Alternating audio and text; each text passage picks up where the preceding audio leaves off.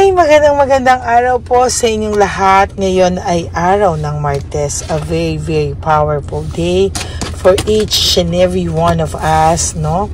Ngayon po ay titingnan po natin kung ano po ang makikita natin sa reading of the day today ngayong Martes, no? A very special day. Alam niyo naman po pag Martes ay ito po ay ating araw, no?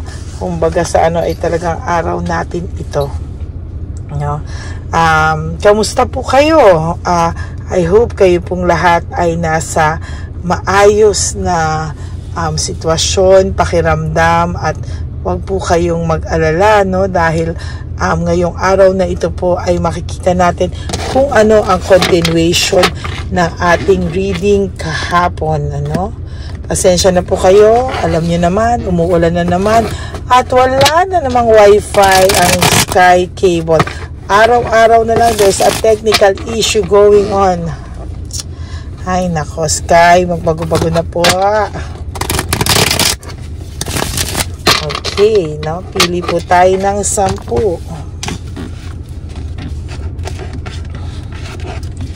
1, 2,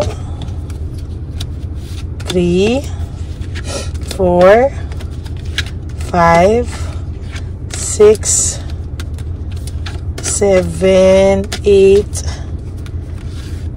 9, and 10. Okay.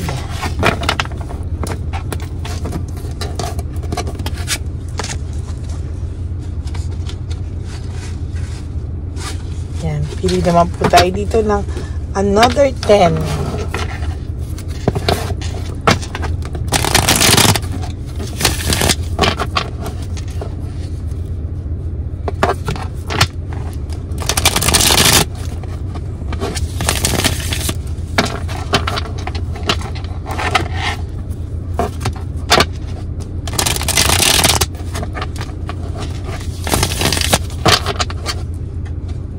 Sorry. Ayan, pili po tayo ng 10. So, 1, 2, 3, 4, 5, 6, 7, 8, 9, and 10.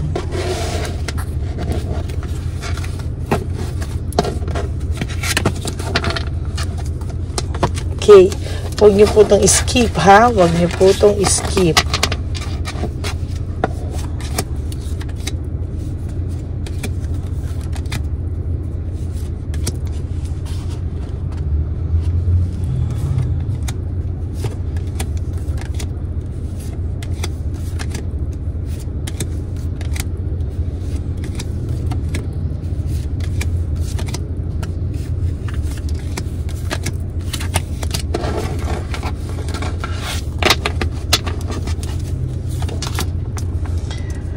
Only upwards, get worse. Naku, magandang balita po ito para sa inyo mga kapatid, no, na kayo po ay wala nang pupuntahan na mas worse pa sa sitwasyon nyong kesa sa ngayon, ano, ay sorry po, gumalaw.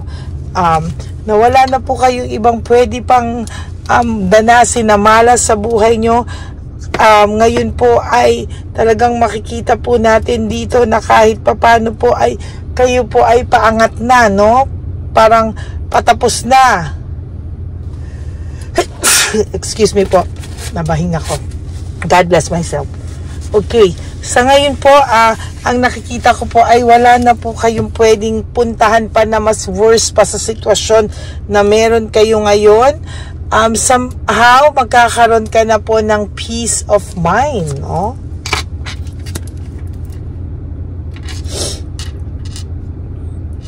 Sa nakikita ko po ngayon ay nagkakaroon ka na rin po unti-unti, na pipick up mo na po yung sarili mo. Bumabalik na po kahit papano, kahit paunti-unti yung kumpiyansa mo po sa sarili mo. Kaya somehow natutuwa po ako na kahit papano bumabalik na yung kumpiyansa mo sa sarili mo. I-focus mo na lang daw muna po ang sitwasyon mo. Kung kayo ay nanay, i-focus niyo muna po sa inyong mga anak. At kung hindi ka pa naman po nanay, i-focus mo po sa sarili mo at sa iyong mga magulang. Sa nakikita ko po talaga dito, no? Ang tao mo naman po ngayon or ang person mo, ang ex mo ay nagre-reflect sa mga oras na to. Alam niyo po yung person niyo po, gusto niya pong sumaya. Gusto niya pong sumaya, gusto niya pong makaramdam ng kaligayahan, gusto niya pong sumaya at pinipilit niya pong sumaya, pero hindi niya po magawa, hindi po siya matahimik dahil po sa bumabalik-balik sa isip niya lahat ng nangyari, no? Or lahat ng mga maling nangyari sa sitwasyon niya, no? Somehow I feel that this person is longing for you, really longing for you, no? This past few weeks, no? Exhausted and fatigue, over fatigue. Yan po yung nararamdaman niya. Kabaliktaran po sa gusto niyang sumaya, gusto niyang matahimik, pero sa totoo lang po, hindi po siya natatahimik. At talaga pong hindi niya po magawa-gawang sumaya. Hindi po siya magkaroon ng peace of mind.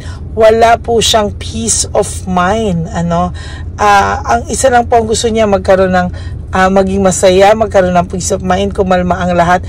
Pero sad to say po, hindi pa rin po talaga siya nagkakaroon ng peace of mind. Wala po siyang happiness sa mga oras na to. At yun po yung nalulungkot po siya. May mga kinakausap po itong tao kasi ngayon ina-isolate niya yung sarili niya from everybody.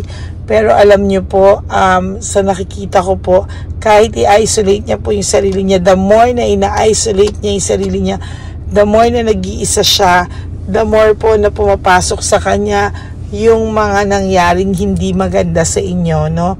Para po siyang hinahabol ng, alam mo yon, ng konsensya niya, no? Somehow yung taong ito ay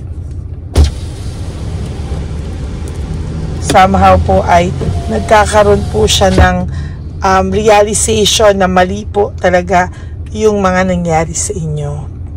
Hindi niya daw po pinag-isipan and somehow naguguluhan po talaga siya, no? Sa ngayon po ay talagang marami po itong regrets and marami po itong regrets at marami po talaga itong gusto pang mangyari sa buhay niya. Ang dami niya pong unresolved issues, ang dami niya pong emotional baggage na sa katotohanan lang po ay gusto niya po talagang maayos-ayos yung buhay niya. Lahat po gusto niya pong maging maayos siya pero hindi niya po magawang maging maayos. Talagang hirap na hirap po ito sa mga panahon na to. Ang dami niya pong pumapasok sa isip niya. Marami pong pumapasok sa isip niya. Marami po siyang naiisip na hindi po naaayon dun sa gusto niyang magkaroon ng peace of mind, at talaga pong sabi ko nga po sa inyo, gulong-gulo po siya ngayon. Hindi niya po alam na kahit sino daw po ang maging karelasyon niya, parang sarili niya muna yung dapat niyang unahin na ayusin, no? Because hindi naman po sa relasyon yung happiness niya talaga nakukuha. And really, ngayon niya po napatunayan na hindi po talaga sa happiness ng relasyon ang kaligayahan o katahimikan niya hinahanap niya, no?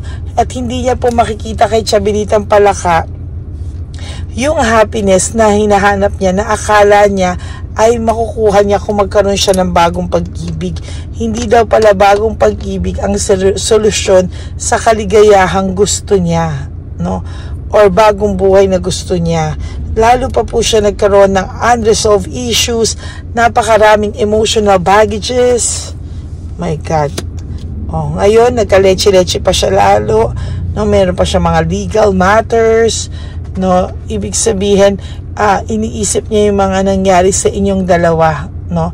Hindi siya natatahimik and somehow ayaw din po siyang patahimikin ng konsensya niya. Nababagabag po siya,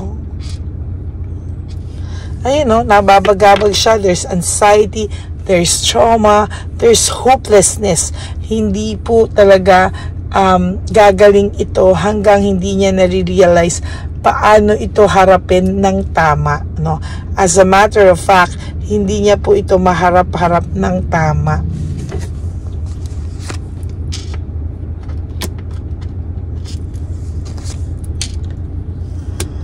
Nadi-discourage po siya lalo po siyang nadi-discourage, lalo po siyang nai-insecure sa mga nangyayari ngayon, lalo na po kung nababalitaan niya po na you are starting to feel okay, no? Parang ayaw niya po, secretly, sabi ko nga sa'yo, he or she is hoping na hindi ka pa po makaka-move on from him or her. Ayaw niya po, parang this is the worst nightmare sa kanya pag alam niya po na totally ni-let go mo na po siya and ayaw mo na po sa kanya. Ayan, no? Sa totoo lang po, nasasaktan po ang person mo ngayon, no? Parang kinikilabutan po siya every time po na naaalala niya po yung nangyari sa inyo. Kinikilabutan po ang person na ito. Gusto niya pong mag-give up pagka naiisip ka niya. Gusto niya pong, ayan, no, ayaw niya na pong intindihin. Pero wala po tayong magagawa eh. Sadya po talagang ganyan, oh. Nako-curious po ang taong ito. Kamusta ka daw po ba, no?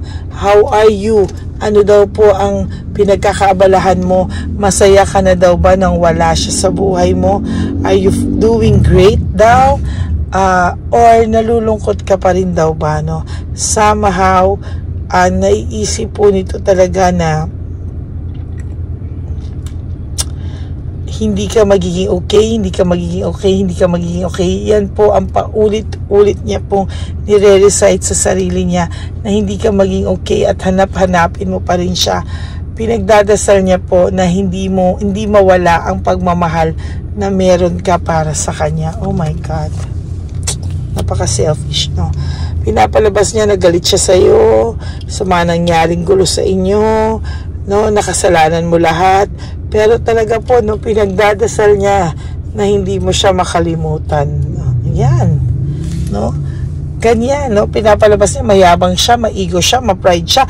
Pero ang totoo, pinalalabas niya at pinagdadasal niya na huwag kang makamove on from him or her. No, kahit daw nagkaroon kayo ng conflict, kahit daw nagkulang siya sa iyo sa maraming bagay, naloko ka niya, na-cheat ka niya, nasaktan ka niya, he is hoping na hindi ka po maka-move on sa kanya. Pinagpipray niya po na huwag kang tuluyan manlamig sa kanya at huwag mo siyang makalimutan. Pinagpipray niya rin po na sana yung addiction mo daw sa kanya or yung pagmamahal mo sa kanya is somehow ma-retain, no? Ma-retain until mahanap niya ang sarili niyang nawawala. Gusto niya na supresahin ka. One day, babalik siya sa iyo na he is okay. Na-realize niya na yung sarili niya. Pero ang tanong lang po, nandyan ka pa ba pag bumalik siya? No? Somehow, ikaw, mahal mo pa itong taong to.